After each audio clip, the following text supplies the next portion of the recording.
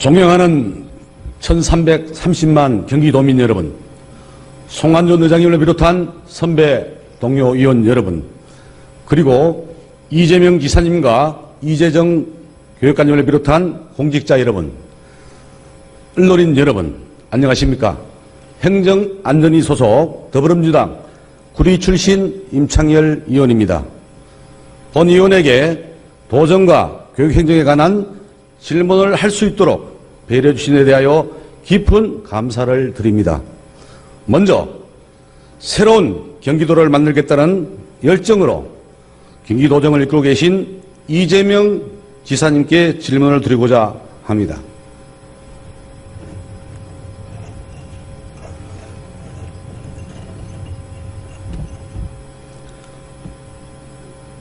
오늘 저는 지역 경제를 살리기 위해 시작된 테크노밸리 사업이 오히려 지역 경제를 죽이게 된 절박한 상황 때문에 이 자리에 섰습니다.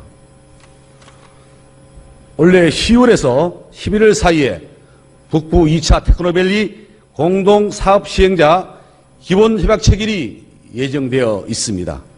그런데 기존에 맺어진 테크노밸리 사업의 기본협약들을 살펴볼 때 이번에 맺을 기본협약 역시 기초자치단체들의 재정을 파탄에 이르게 할 만큼 위협적인 내용이 포함되어 있습니다.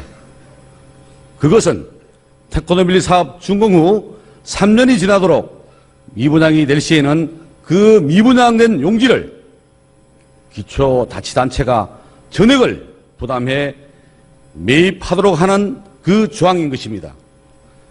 이런 불합리한 내용은 협약 체결을 앞둔 구리 남양주 테크노밸리뿐만 아니라 양주, 일산 테크노밸리 사업에도 동일하게 적용되고 있습니다. 존경하는 이재명 지사님, 구리 남양주 테크노밸리 사업은 경기도시공사가 51%, 구리 남양주 도시공사가 49%를 투자하는 사업입니다. 사업에 따른 수익은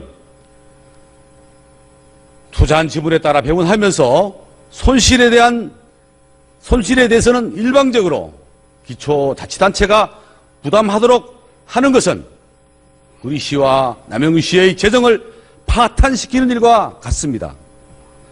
사실 이 문제는 입찰 단계에서 여러 기초자치단체들이 테크노밸리 유치를 위해 미분양 용지 처리 방안을 먼저 제시했기 때문이라는 것을 본 의원도 잘 알고 있습니다.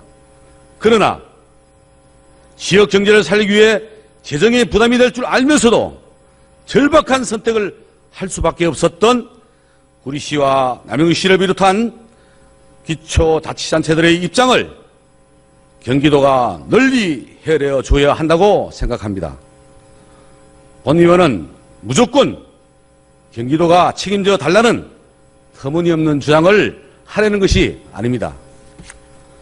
지분에 따라 수익을 나누듯이 미분양과 같은 손실이 발생할 때도 그 지분에 따라 그 책임을 경기도와 구리 남양주시 등 기초자치단체가 함께 나누자는 것입니다. 평소 공정한 사회, 정의로운 대한민국을 모토로 하시는 지사님께서는 이런 본 의원의 제안을 어떻게 생각하시는지 답변해 주시기 바랍니다. 다음은 공공주택 개발로 인해 주변 지역에 겪는 교통정체에 관하여 질문을 드리겠습니다. 최근 남양주시 일대 다산지구, 별내지구 등의 대규모 공공주택 개발 사업으로 인해 해당 지역의 인구는 약 15만 5,209명, 교통량은 하루에 약 28만 1,228대가 증가한 것으로 추산됩니다. 이렇게 증가한 인구와 차량 대부분이 서울로 출퇴근하며 인접한 구리시의 도심을 통과해 심각한 교통 정체를 초래하고 있습니다. 더욱이 다산 별내 신도시가 입주가 아직 진행 중이라 입주가 완료된 후에는 인구와 차량이 더욱 늘어나 교통정체는 지금보다 더 악화될 것입니다.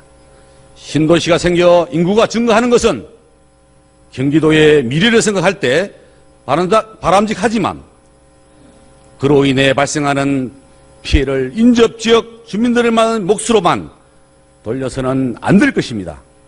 따라서 본 의원은 지사님께서 구리시 주민들의 어려움을 해결하기 위해 강력교통계획을 포함한 특단의 대책을 수립해 주실 것을 당부드립니다. 구체적으로는 강병북로를 지방도로로 지정관리해 지역개발에 따른 교통 수요에 적극적으로 대응하고 다산지구 등 남양주 동남부 지역의 원활한 교통 소통을 위해 수석동과 하남시 선동교차로를 연결하는 한강교량의 건설도 반드시 필요하다고 생각합니다. 이재명 지사님의 현명한 결정과 이에 따른 답변을 기다리겠습니다. 마지막으로 갈매지구 학급 부족 문제에 대해서 이재정 교육감님께 질문을 드리겠습니다.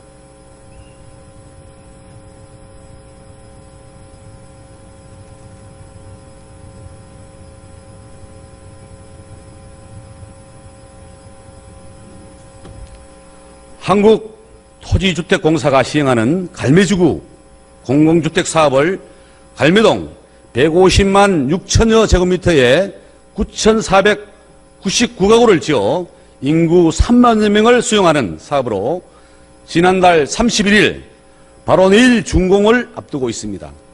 그런데 준공도 하기 전에 잘못된 인구 추정으로 갈매지구의 어린이들은 열악한 환경에서 공부해야만 할 처지에 놓여 있습니다.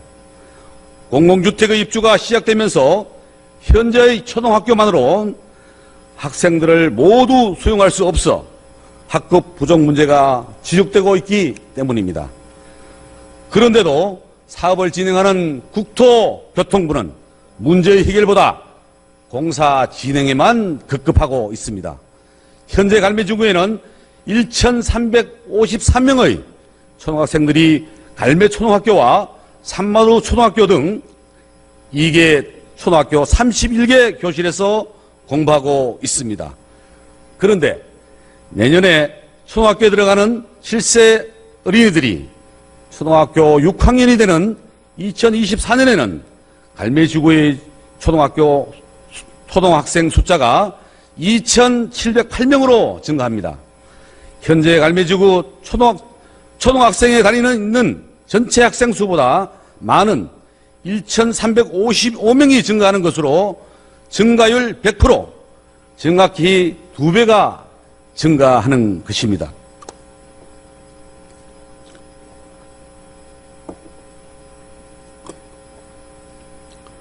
하지만 같은 기간 동안 추가로 확보할 수 있는 교육 공간은 유휴 교실 7개뿐입니다. 지금은 한 교실에 27명이 학생이 공부하고 있지만 6년 뒤에는 한 교실에 46명 학생이 공부하게 되는 것입니다. 따라서 본 의원은 갈매지구 자조교통시설 내 유치원, 초등학교, 중학교 신설과 함께 갈매초등학교 증축이 반드시 필요하다고 생각합니다. 지역 주민들도 상황의 심각성을 너무나 잘 알고 있습니다.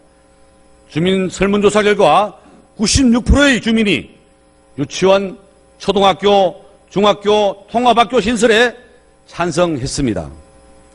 그러나 국토교통부는 주민 협의안이 없다는 이유로 대책 마련에 소극적인 태도를 보이고 있습니다.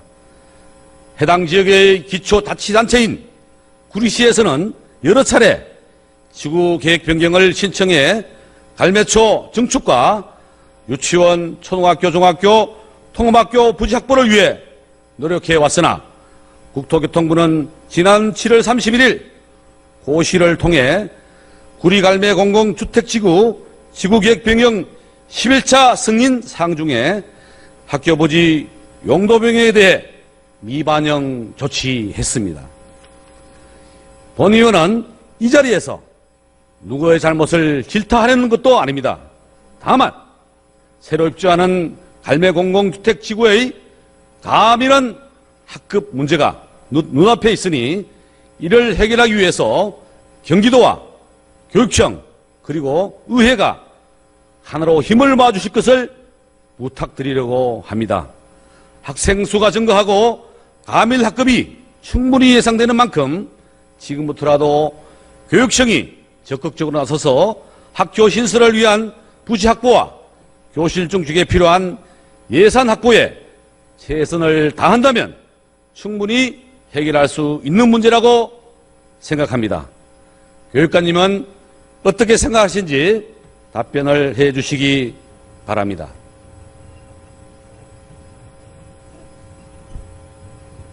이것으로 도정과 교육행정에 관한 질문을 모두 마치겠습니다.